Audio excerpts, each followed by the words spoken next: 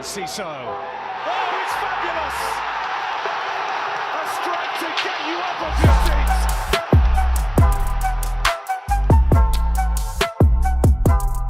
Hello and welcome to Seagulls Social. This is the Brighton versus Man City preview, and I am joined by Oliver Jack. For the people that can't see him at the moment, he's wearing a lovely Nigeria kit, a nice little green and white number. But yeah, Jack, how are we today? Yeah, good. I'm glad that my Nigerian heritage is finally getting realised. Yeah. No, I'm not Nigerian at all. It's just a very nice shirt. You know, So, I can see you probably got a little bit in you, mate. You got a little bit of Nigerian in you. Yeah, maybe I have got a bit of Nigerian. I think I did one of those, like, you know, those spit in a tube things. The where you get like your ancestry. Yeah. And it said, like, I think I was like 2% Moroccan or something. Like, Oh wow. don't know where that's come from. So but I'm not Nigerian. So Just to confirm, people that might have been a little bit confused, Yeah. he's not Nigerian. But Jack, we're here to talk about the Man City.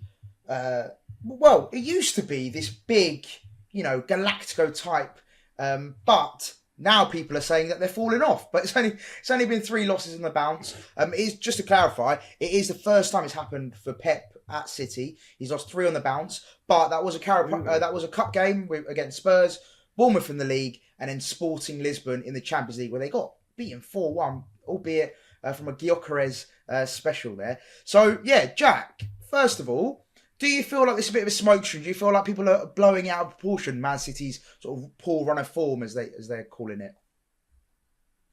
I mean, yeah, a little bit. In that, I just think Man City could turn up and just win 10-0. Like that, well, not 10-0, but they could just win 4 or 5-0. So there's every chance they could do that. But I do think, they're in a bad run of form. They've got a lot of injuries at the moment, which I think is the main contributor to it all. So it could be an interesting encounter, but I'm not by any stretch imagining, oh yeah, we're going to go in and win this. I think there's a chance we could win it, but I don't think we're going to win this, if that makes sense. Yeah. Well, little stat for you here. As you know, I love my little stats. We have conceded a whopping 40 goals against Man City in the Premier League, and that's the most we've ever conceded against any opposition in the league. So they like to score a goal against us. Yeah, pretty mad, isn't it? But I mean, if you thought any team we'd have that stat against, it would be Man City, right? You wouldn't think it would be anyone else. Yeah, But, definitely. I can only think. Oh, sorry, I was going to say, I can only think off the top of my head that we conceded 1 to them once, which was in a 1-0 win in lockdown. So pretty much every other game they've at least scored 2 goals from memory.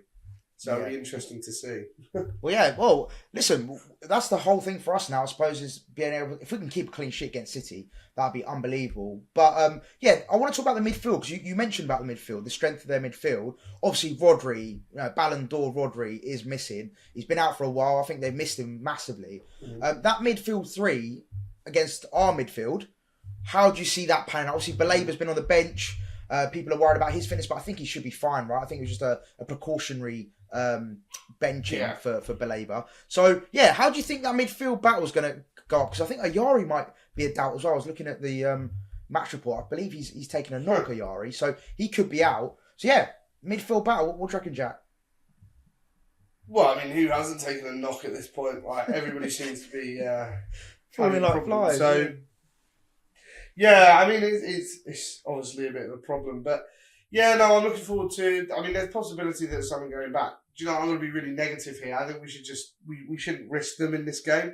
Like, if people are doubts, it's a game we're not necessarily expected to win. So I just think, why not give them the whole international break to get back? I mean, I'm mainly thinking of like Pedro and O'Reilly, big 2. Like, you don't want to aggravate an injury just for the sake of it. But there's every opportunity we could win this game. So, I don't know. I'm a bit 50-50 in all these injuries coming back. I think, not to be really negative, but my predictions for the last 2 games have been 0 points. And so far, we're on track for what I think we should be getting, which is 0 points, judged on the stature of the team. But, hopefully a good midfield 3 with, good midfield, not necessarily 3, but a good midfield with, if Balaba's back, that would be really good, because he's an absolute beast in midfield and he could dominate them. they don't have Rodri, which is a massive plus for us. So yeah. Yeah. No, definitely. So just on that then, update on injuries. This is from Fabian Hertzler's press conference. So Ayari trained today, but might be an option for Man City. Dunk, wait and see. Minter, wait and see. João Pedro and O'Reilly, big chance. Milner and March both out. And then, he said, bear in mind, O'Reilly's been out since August, João Pedro since September. So, I'm the same as you, Jack. I feel like, is it worth risking those players, especially like an O'Reilly, for example? If you bring him back and, God forbid, something like Crawley happens again and someone puts in a crunching tackle and he goes again, it's just not worth it, right? So, I'm very much with you. I'm sort of half and half in terms of, do we, commit and go for it and really take on City, probably at this point in time, probably at their weakest in terms of personnel as well as run of form. So is this the best time to get points of City? But like you said, it's also a bit of a free hit, right? We're not expected to go and beat Man City. So the fact that we're even like talking about potentially beating them is a thing in itself. But what are you most worried about when it comes to Man City? Also, we're talking about their frailties, probably that midfield. But obviously still they've got Haaland, going forward. They've still got an amazing attacking players like Doku, Foden. Are you worried about their attacking threat? Yeah, definitely. I mean, their attacking threat is, it doesn't really get any better than the attacking threat that they've got. Even against Bournemouth, they did manage to get a goal, albeit quite a late one through Vardiol. But, they've still got a fantastic side. So, yeah, definitely won't be taking their attack for granted. Just looking at the team, I'm playing my laptop here. Just looking at the team that lined up against City, at Bournemouth, they still had Gundogan, they still had Haaland, Foden, they're all fantastic players. Bernardo Silva. So, as much as a lot is being made of currently that they've only got 13 players, those 13 players are pretty good. Could be worse, right? Yeah, I know that, yeah, exactly. Like, it could be worse for them. So, and, Kevin De Bruyne was on the bench in that game, so maybe he's on his way back, who knows. So, I'm still very worried about this game. I know that sounds negative again, but I'll always be worried about this game. No, of course. And talking of like the likes of De Bruyne, Haaland, like you said, Gondwan, Kovacic even, they've got like a really, really good, solid side. But from our perspective, who do you think can cause City damage? Because obviously in past weeks, obviously Welbeck's been on flames, Rutter's linked up really nicely with him, Matoma's really picked up again. Who do you think can cause Man City the most damage, do you reckon, at the Amex? That's an interesting one. I do think that if Belieber plays, he can sort of dominate the midfield, and that will cause them a lot of damage. Because I do think without Rodri, they do look a bit weaker in midfield. They sort of play this sort of four attackers with one just sort of behind. So if we can sort of run those lines quite well, that would be really good. But look, we've got a lot of talent who's in a lot of form at the moment. So Rutter's doing really well. I don't know. It's hard, isn't it? Like, I just think we have such a wealth of attacking options that any of them on their day can do teams damage. I think Matoma, he's always a player which everybody finds it hard to deal with. But he's up against Walker. He's definitely got pace on his hands. So it'll be interesting to see how those two go about. Because I think Walker's had his number a couple of times recently. So, yeah, that'll be a weird one. It'll be interesting to see, hopefully we can get Minter back. Because I do think having that blistering pace on both wings really helps us. Because you can't really double up on someone, if that makes sense. And also as well, I wanted to ask you about Erling Haaland, because I've seen a few people saying that like Man City are over-relying on Haaland, and when Haaland doesn't fire, or if he's not on it, Man City struggle. I'll start with me. I personally don't really believe that. I think that Haaland, don't get me wrong, he's a goal scorer. He's clinical as anything. One of the best strikers in the world, arguably the best striker in the world, especially with Mbappe struggling in Real Madrid. But I don't think that if you would take Haaland out of that team, I don't think he changes the style of play. I don't think he's like a massive, like a cog that if you take him out, Man City will just fall apart. I think that's what we've seen with Rodri. I think he is, when you take him out of the team, you see how much they struggle. Yeah. So, do you think they rely too much on Haaland? And do you feel like now that he's obviously been off the ball a little bit, he's not been as prolific, do you worry that the Brighton game is going to be the one he turns up again? Yeah, I know. I mean, it does seem like our luck sometimes that, teams don't turn up and then they turn up against, let's say, us. Dr. Brighton. Thing is with Haaland, yeah, I know, Dr. Brighton, exactly. But, it's... I don't think they're reliant on him. He obviously gets a lot of their goals, but he's a finisher, and that's what he is. He sort of finishes off the way they play. I know that sounds a bit strange, because he's definitely, he just scores a goal. He's the final, and he really was the final piece of the puzzle for them. Before him, they had some strikers who were decent, but, they were misfiring on occasion, and they didn't look amazing. Whereas he's just come in, and he just cannot stop scoring. If you present him with that number of chances, he will score. Now, I think they've tried a couple of things in the last couple of games against Spurs, for example. I tried Foden up front, and that didn't really work. But I don't know. I don't think they're reliant on him. But yeah, it's a strange one. I don't think he's been that amazing as when he first came in. When he first came in, he sort of, he burst onto the scene, and he like Mika Richards did at City, and he just, that first season he was he was phenomenal. Like he just couldn't stop scoring. And, he does go through rough patches now, and Man City is still winning the league, but. Yeah, I don't know. I don't think they're super reliant on him. And I think he could, he's going to be their main asset, because we haven't got a normal centre-back in. Dunk's usually quite good at dealing with the bigger strikers. So, with Igor and Van Heck, they'll probably be looking for him to sort of dominate them both. Van Heck's got a good record against him, so maybe, who knows. But yeah. Yeah, I remember, was it the season, was it, my memory's terrible, but basically the game we beat them at the Amex, I was actually there, which is terrible. Drew 1-1. Yeah, and Van Heck had just Drew pocketed 1-1. him. Yeah, and Van Heck had just pocketed him. He was brilliant that evening. So, yeah, I feel like if Van Heck is back to his best, he will be able to... I'm not going to say handle, because that's jinxing it, but I reckon he'll be able to that physical power that Haaland presents... and the way he's able to sort of, go up against players. I feel like Van Heck is probably best placed from what we've seen in the past. So yeah, that'll be really good. And obviously we do miss Dunk, I think. Is that just on that, on Dunky? Do you think it's as a big of a miss as we expected? Because obviously some fans, a very small percentage of fans, were saying Dunky's done, he's too old now, we need to replace him and all this chat. But it seems like since he's been out, we've actually really missed him. So yeah, do you feel like the sooner we get him back, the better? Well, it's just quite obvious those people are just talking complete shit, to be honest. To put it lightly. I don't know. I just think people, I've heard it so much. Dunky's finished. Dunk can't do this. Can't do that. Look, he's never been blessed with pace his entire career at Brighton, so he's going to get outrun. He's always had a mistake in him. I don't think he's changed. I think his leadership quality is something that we can't replace. And I do think recently. We probably lacked a bit senior players on the pitch. I think I touched on 100%. it after the Liverpool game. But, people like Pascal, maybe because Welbeck doesn't always last the whole game.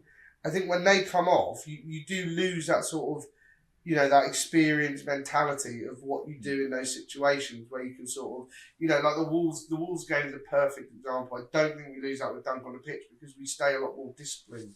Yeah. And I do think he's disciplined, and that's going to be the hardest thing to replace for us. Because we are going to have to replace Dunk at some point. Like he can't live forever. Ideally, we'll get him a long time before Peter he Pan. dies. What a strange thing to say. Yeah, but he can't live forever. Number one, and also he is going to retire at some point. So yeah, I think. What we need to do is replace it with the leadership quality.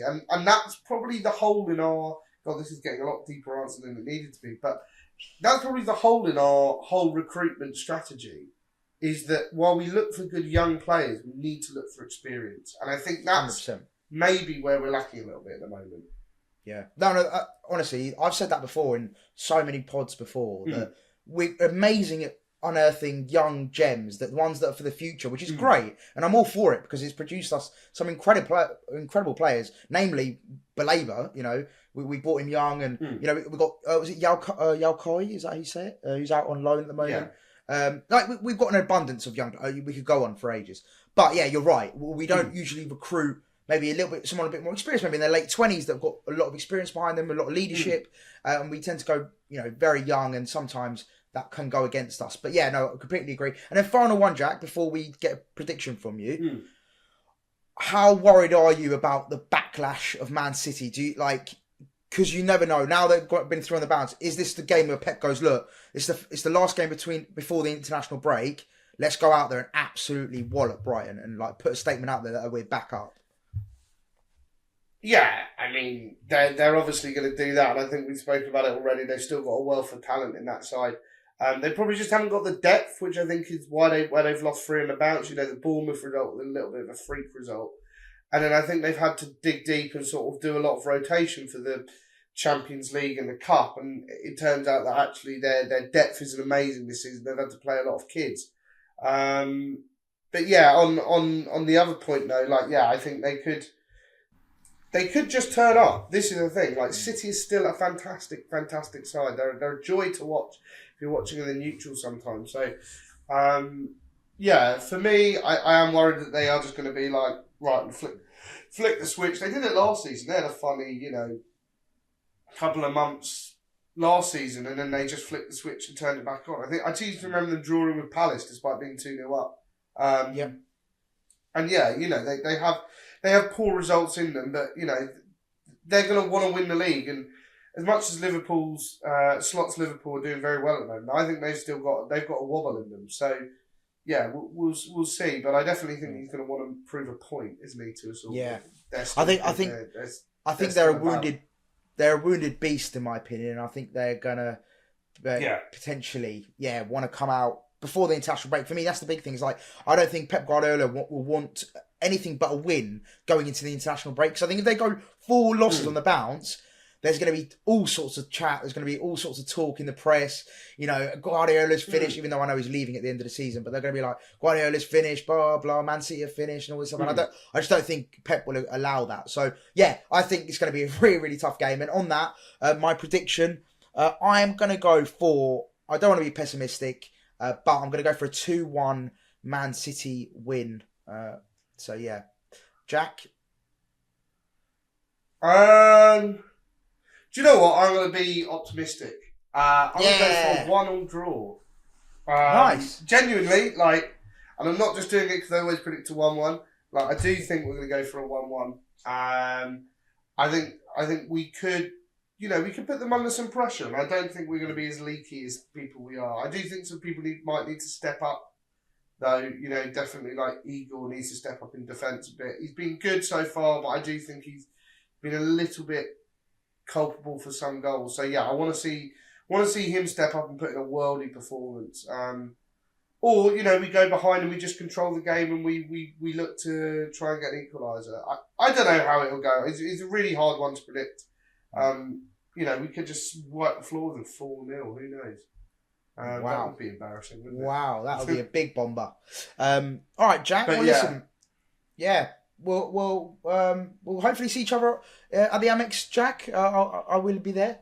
We will. Oh, excellent. So hopefully see you there, mate. This time? No. No. I'm going with mates. So looking forward to it. Should be a great game. Well done. Should be a great game. And then I'm actually playing in a charity game on Sunday. So I'm actually doing a double weekend up in Sheffield. I'm going as well. So yeah, I'm going to be out and about. Oh, fair enough. Yeah, mate. I'm active this weekend, so can't wait. But yeah, guys, I'm going to. Go on. I was going to say, well, I'm off to the Emirates tomorrow to see Brighton women play away at the Emirates, which should be an interesting one. I love that. To see that in that stadium, so it's going to be a bit of a weird weekend, isn't it? But and I'm not playing in a charity game. Amex Friday. No, sorry, Emirates Friday. Amex Saturday. What are you doing Sunday?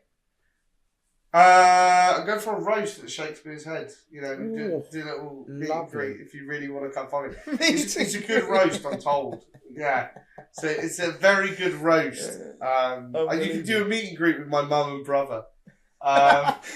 So guys, if anyone's watching or listening and wants to go see Jack, there you go. You're going to know where he is on a Sunday, having his roast. So make sure you go say hello. On that note... Right, can I just emphasise this? No, just emphasise this. Please do not come and annoy me when I have that meal. Thank you very much.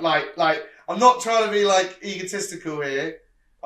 Do not, if anybody is listening, do not approach me outside of the confines of the Amex. Do not approach me. I'm not friendly. You will see a horrible different side to me. Do not approach me. Do you know what? I don't know whether someone. Now I'm here. I'll bring this up. Somebody. This is sounding slightly psychotic. So I was with work. I was somewhere, and I'm sure someone took a picture of me from a bus. I remember you saying this. Work. Yeah, I know this. That is strange. Some guy was on the bus. Yeah, if that was you, it's quite funny. Do it again. Because Jack likes being papped by randomers. Make sure. So if you took a picture of me out of a bus in Hastings, that was quite funny. So yeah, sorry, that was the weirdest end to this preview. We've descended into chaos. I don't know what's happened. Yeah, but listen, Jack, always a pleasure, never a chore, and we shall see you for Man City post match.